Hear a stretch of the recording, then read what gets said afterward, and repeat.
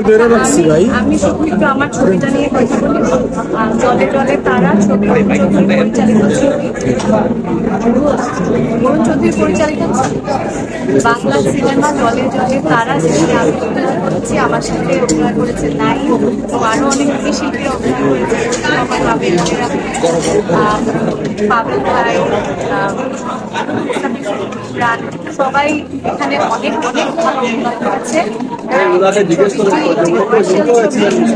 পেতে যাচ্ছে বাংলাদেশের, আপনারা সবাই আমাদেরকে জানাতে। আর অ্যাওয়ার্ড পেয়ে কেমন লাগছে একটু বলে দিন। কাজল রেখার জন্য আমি আজকে অ্যাওয়ার্ডটি পেয়েছি, ভীষণ ভালো লাগছে, কারণ যে কোনো কাজের জন্য সম্মান পেলে সেটা তো আমাকে।